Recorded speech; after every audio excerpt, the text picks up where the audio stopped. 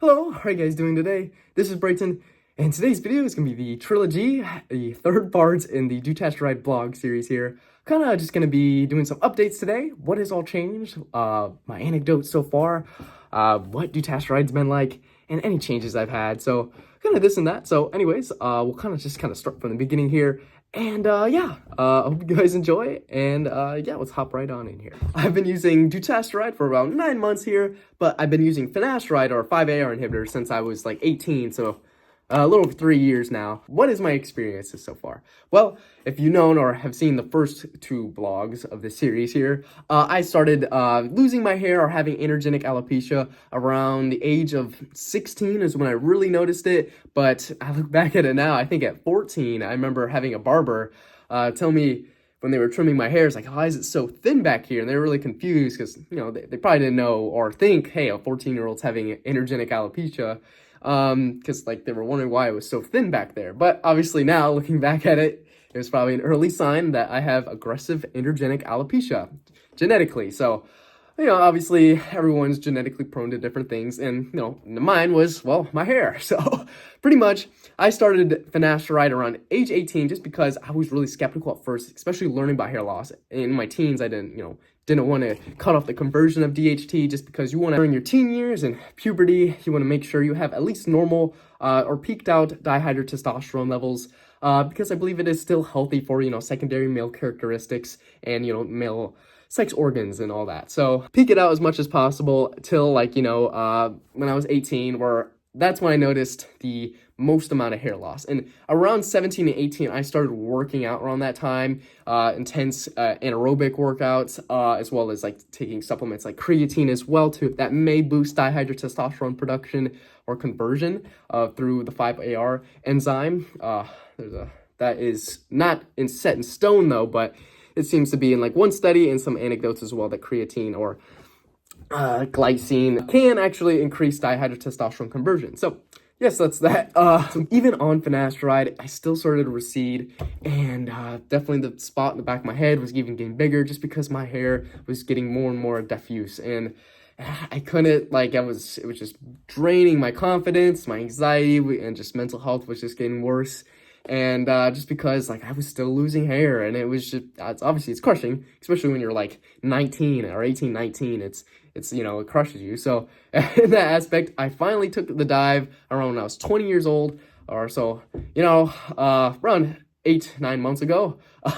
I dove into Dutasteride. So, and that is where it kind of all started here. So anyways, so Dutasteride, obviously we all know and love, is a more potent 5-AR inhibitor than finasteride, so that's why I started taking 0.5 milligrams daily at first.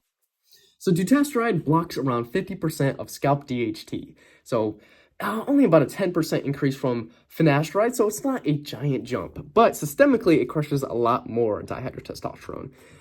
So in general, I was like, this is gonna be great. This is the jump. This is what's gonna save my hair, and it obviously worked at first a lot when it comes to, helping my hair be more dense, just all around, just better looking in general, less thinning and all this and that. But even with time, after months passed, I started to notice more recession and more thinning, diffuse thinning especially. Not as much, of course, as before, but I was hyper aware of, like, I was still losing ground because my hair was still diffuse thinning. And that's just kind of sadly the way it is if you have aggressive androgenic alopecia. Even with 50% scalp DHT like gone, it's you still may lose ground. So yeah, sadly I was still losing ground, and that's where it's like still was in my head a little bit more, and that's when I started experimenting with topical anti-androgens, all this and that, because well, it's like from this route it's like you have to attack it from the scalp. Maybe that's what I was thinking. Like I was using things like RU58841 and pyrolutamide and all this and that, and it was just like I mean I was grateful for a lot of like the hair I was like saving from the Dutasteride use, and I still think Dutasteride 0.5 milligrams works really well. But even with my hair, with I have very aggressive androgenic alopecia, it was not going to be saved by dutasteride 0.5 milligrams. So I actually switched to 2.5 milligrams dutasteride weekly because, well, I was still kind of scared at first to switching to the big dose of 2.5 milligrams dutasteride daily because obviously it's very potent. It's very strong at around 80% scalp DHT inhibition. And yeah, that's a lot more. And systemically, your DHT is like none. So, yeah, so obviously I was kind of like scared at first because it is very potent. So I just did it weekly, where I just do 2.5 milligrams dutasteride one day, and then like the rest of the week I would do finasteride. And at first I thought, maybe this is, the key. But even then, with, the dose of 2.5 milligrams of dutasteride and the finasteride throughout the week, I was still noticing diffuse thinning. So at this point, I hated using topical anti-androgens because, well, in general, like something like RU58841, you never know what the side effects could be long-term. And yeah, this and that. And pyrolutamide, obviously, these things are expensive too. So it's just like at the same time, I just hated using the topicals. And I just, so I eventually took the jump into 2.5 milligrams dutasteride daily. So, oh yeah, that's the big reveal. So I've been using 2.5 milligrams of dutasteride for about 3 months now. So, and how has it been? Well, so far, so good. I mean, at first, I think through the first month, I definitely started to notice some side effects. I had a mild decrease in libido, where it's just I just didn't care as much. And the motivation was just not all there. And I mean, it wasn't crazy, but it was just not when I was 18, where it's crazy, So, but it's gotten better, and it's slowly kind of titrated up. And I think it's important also, I want to discuss in this video, that when it comes to having sexual dysfunction, erectile dysfunction, and a lot of other problems when it comes to libido, it's not always a hormonal problem. Sometimes it's psychological. And especially if someone is addicted to, waxing the carrot a lot, I guess you could say, or having a lot of sexual relations, your brain gets desensitized to certain things. So if you're doing it a lot and you're looking at more nympho-like things over and over time, obviously you're going to be desensitized. And that's where it's your brain and your Johnson sometimes just don't always connect on certain things, and your Johnson won't care as much just because you're so desensitized. And, it's not always a hormonal problem, especially if you're younger. The chances of it actually being hormonal are low.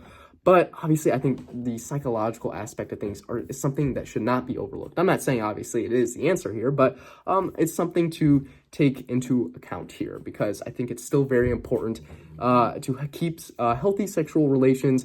And, I think it's important for, to make sure you give yourself a break for certain stuff. And if you are having erectile problems or sexual dysfunction in general, just try to stay away from the stuff online and stuff like that for a week, and then see how it's going after that. And obviously, if it's still progressively getting worse, that's when you talk to your doctor. But that's just something I like just to get out there in general, just because I think it's still important and it should not be overlooked. So that was just a little section I want to throw in there as well. But now we're going to get onto the positive end here on what I've noticed so far, the changes in my hair, what I've all kind of noticed here. Well, in general, my density of my hair and the diffuse thinning is almost completely gone. I think it's the density in general is gotten way better. The diffuse thinning is gone almost pretty much. And it's the shedding is gone, it is completely gone. I actually shed a normal amount of hair now. It's awesome. I don't notice much thinning areas on the back of my scalp anymore, or in the Norwood pattern here. It's awesome. I feel so much more confident, especially when my hair is wet.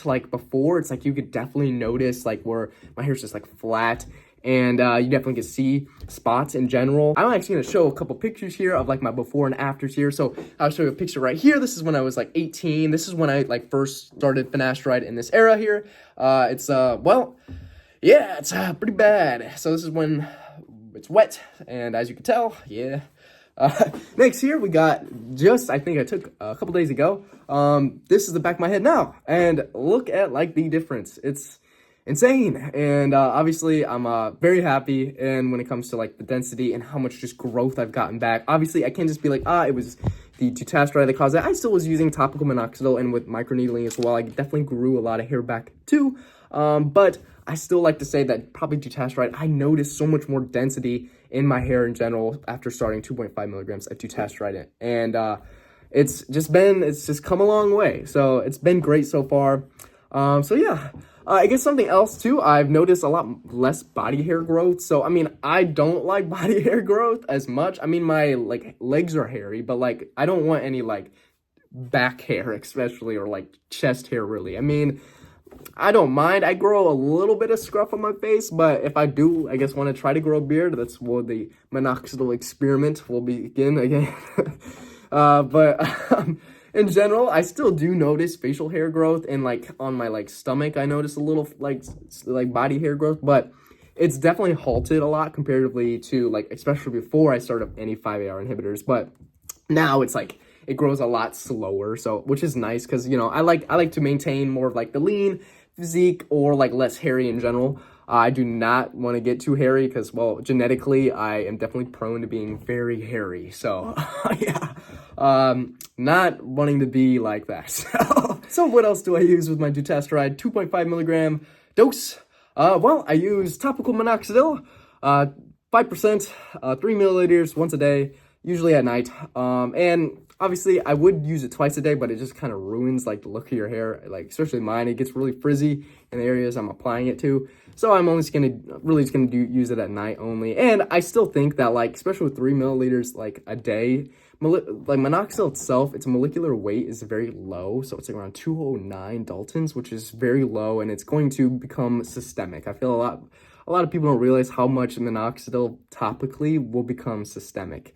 And obviously everyone's going to tolerate it differently. In general, minoxidil, I'm still a fan of, and you know, the hairs on your head start to rely off the minoxidil, especially if you started, like the ones that grew from the minoxidil are reliant. So if I stop all of a sudden, then I'm not gonna, you know, I'm gonna have a giant like shed of telogen effluvium from, you know, the hairs that were reliant off the minoxidil. So I'm not gonna really stop anytime soon. Next, I'm using ketoconazole shampoo around 3 to 4 times a week. So a mild anti-androgen on the scalp, which obviously, how potent is this? Not probably the craziest potency when it comes to, you know, fighting off hair loss, but hey, I'm still gonna do it either way. It's plus, you know, having a high quality ketoconazole shampoo can be good as well, even though it may dry out your scalp a little bit. But if you just kind of regulate your moisturizers for, you know, your hair, and then, you know, having, you know, a high quality ketoconazole shampoo that doesn't, you know, destroy your hair is important as well. So yeah, that's that. So in conclusion, Dutasteride has been pretty good so far, especially 2.5 milligrams of Dutasteride has definitely gained a lot of like just density back in general. Has halted my hair loss, and I'm more confident really than ever. And honestly, the side effects are not nearly as bad as I kind of expected them to be at first, but obviously everyone's different in that aspect on how well they'll tolerate different things. But in general, it seems that 2.5 milligrams of Dutasteride has worked really well. And obviously, I will be getting blood work in the future just to kind of check things out, especially when it comes to an endocrine panel, just to kind of check things out there. But as well as like things like my liver enzymes as well. And, you know, just all around in health in general, I want to make sure I get my blood work just to make sure things are going good so far, which obviously if you feel fine, it doesn't mean it's like, everything's good and, you know, perfect. So I think blood work is still important, especially when starting any type of drug, or just checking up at least. Even if you've done your research, it doesn't hurt to just check up. And so yeah, but so far, so good for me. And obviously, I think in the future, I think I will maintain or more kind of keep updates on like my physique and see if it's either, you know, Dutasteride that's starting to like make my physique leaner, or it's maybe the HMB, who knows. But I'll be keeping updates here on my physique and how it's really going here. So, but yeah, that's pretty much going to be it for today. If you guys enjoyed, feel free to leave a like, comment anything down below you guys like to add, or, you know, anything I may have gotten wrong in this video, or, you know, just kind of like your experiences in general or questions. So, but yeah, Dutasteride blog part 3. I'll see you guys later. Have a good day. Bye.